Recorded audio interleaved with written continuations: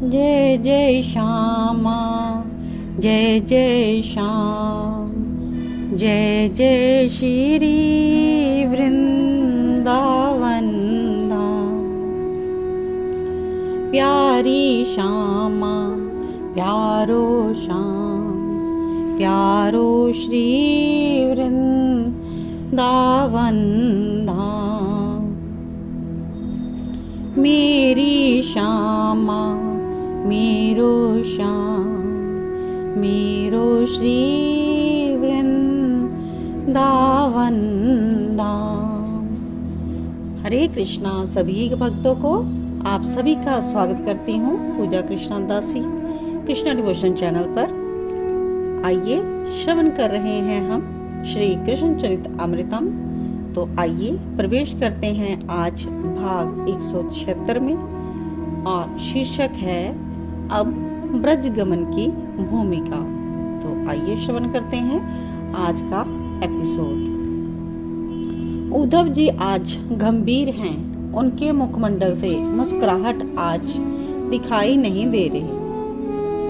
वो बोलते हैं, वो श्री कृष्ण लीला सुनाते हैं, पर सुनाते हुए शून्य में खो जाते हैं। तात मथुरा चले, अब श्री कृष्णचंद्र जी मथुरा जाएंगे। उद्धव यह कहते हुए भावुक हो उठे।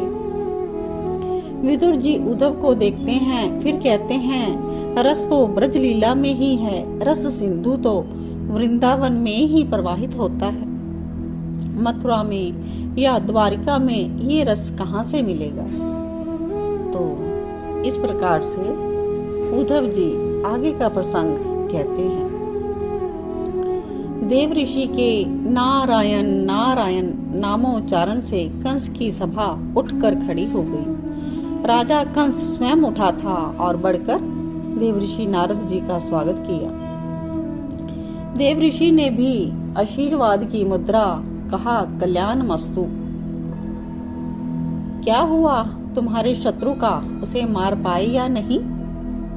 बैठना प्रिय नहीं है देव ऋषि को, फिर कंस के यहाँ तो बिल्कुल भी नहीं। तो उन्होंने खड़े खड़े प्रश्न किया। श्री कृष्णचंद्र जी को जब अपनी लीला आगे बढ़ानी होती है ना, तब वो देव ऋषि से उस लीला की भूमिका तैयार करवाते हैं, क्योंकि श्री कृष्णचंद्र जी के मन के अवतार हैं देव ऋषि नारद जी। कुछ नहीं हुआ हे भगवान, मेरे पास जो भी बलशाली असुर समूह था वो सब समाप्त होने को आ गए हैं। बस कुछ ही असुर बचे हैं, वो भी दसेक होंगे। आत्मबल क्षीण हो गया है कंस का, वो यही कह रहा है। देव ऋषि देख तो रहे हैं और हृदय से प्रसन्न भी हैं। देव ऋषि शल तोशल चनूर मुष्टिक बस यही कुछ बचे हैं, बाकी सब समाप्त। कंस सिर पकड़कर बैठ जाता है। तुम उन्हें यहाँ क्यों नहीं बुला लेते हे राजा कंस, मथुरा में ही बुलवा लो और वध कर देना उन बालकों का। कंस ने लापरवाही से पूछा, पर वो यहाँ आएंगे क्यों। क्योंकि कंस को भी यह बात नहीं जच रही थी कि वो क्यों छोड़कर आएंगे, वृंदावन को छोड़कर मथुरा क्यों आएंगे। तो देव ऋषि ने यहाँ पर नई बात कह दी, क्योंकि तुम धनुष यज्ञ रख रहे हो। कंस चौंका, क्या धनुष यज्ञ। हाँ, महादेव का धनुष है ना तुम्हारे पास, भगवान परशुराम जी ने तुम्हें प्रदान किया था।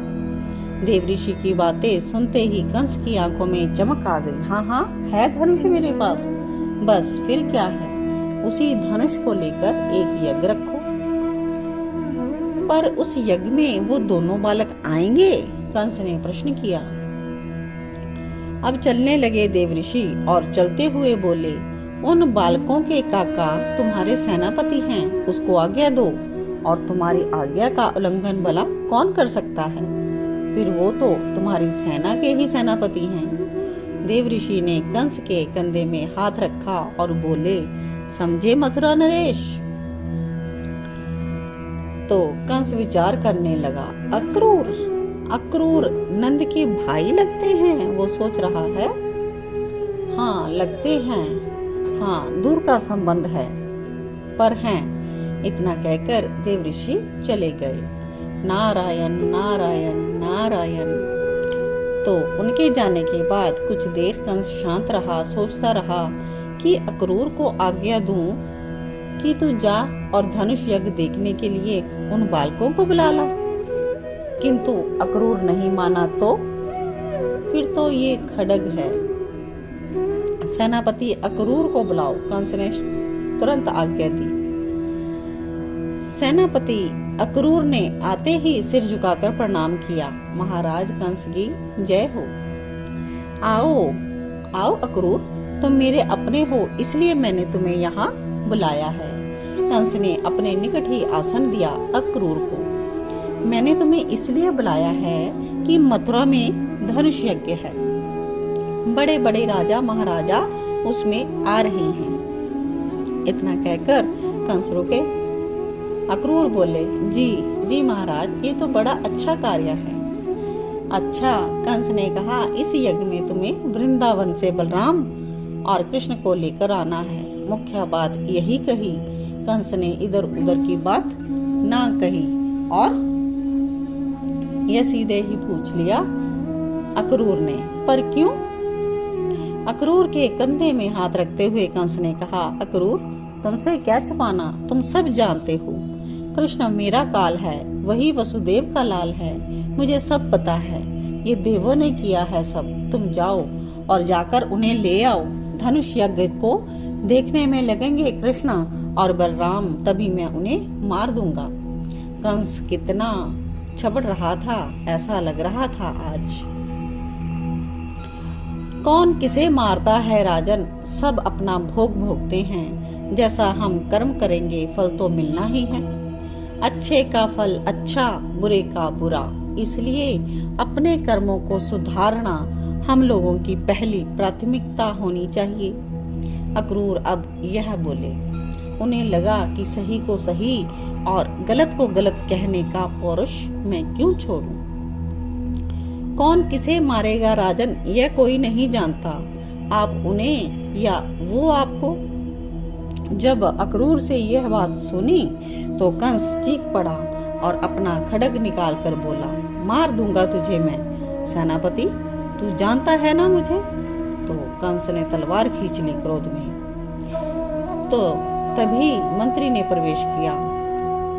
उसने भी कहा कि कंस की जय हो। कंस ने पूछा, क्या समाचार है?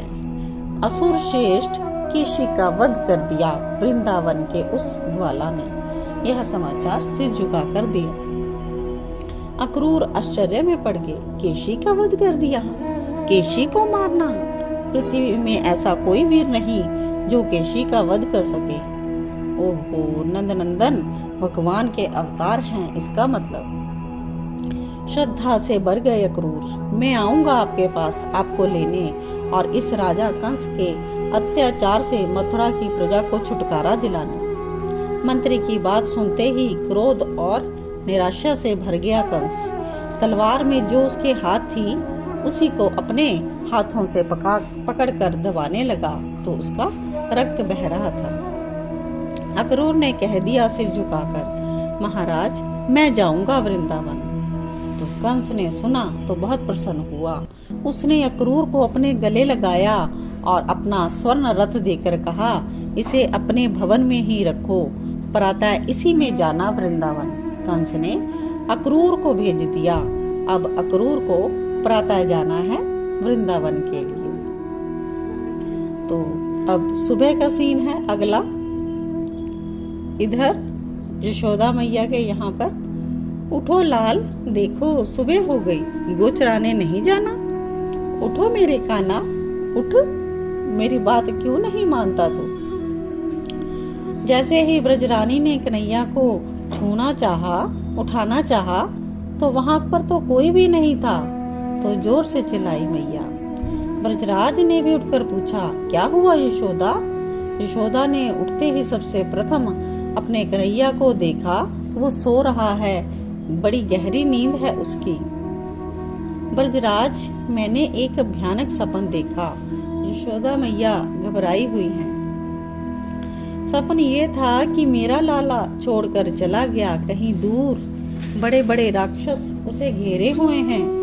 वो कूद पड़ता है समुद्र में, समुद्र की तरंगों में फंस जाता है। मैं यही सपन देख रही थी। मैं चिल्लाती हूँ, उसे बुलाती हूँ, पर वो मुझसे दूर होता चला जाता है, दूर, बहुत दूर।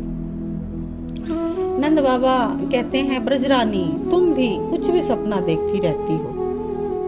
हमारा लाला यही हमारे पास ही तो है, देखो। हाँ, यशोदा अभी भी घबराई हुई है, अपने लाला को छाती से चिपका कर लेट जाती है। स्वप्न इतना भयानक था ब्रजरानी के लिए कि अब इन्हें नींद नहीं है, अब नींद आएगी भी नहीं, ये कहते हुए उद्धव भी हिलकियों से रो पड़े। तो आज के लिए इतना ही। इसके आगे जब अक्रूर जी ब्रज में जाएंगे तो क्या वार्ता होगी, ये हम नेक्स्ट एपिसोड में श्रवण करेंगे। तो आप सब बने रहिए कृष्णा डिवोशन चैनल पर पूजा कृष्णा दासी के साथ श्री कृष्ण चरित अमृतम संपूर्ण श्रवण कीजिए और अपने मित्रों, रिश्तेदारों, सगे संबंधियों को भी यह वीडियो आगे से आगे शेयर एंड फॉरवर्ड ज़रूर किए और चैनल को सब्सक्राइब ज़रूर कीजिएगा, ताकि कृष्णा डिवोशन यानी कि प्रभु की भक्ति को आगे से आगे हम बढ़ा सकें। जय श्री कृष्णा, जय जय श्री राधे।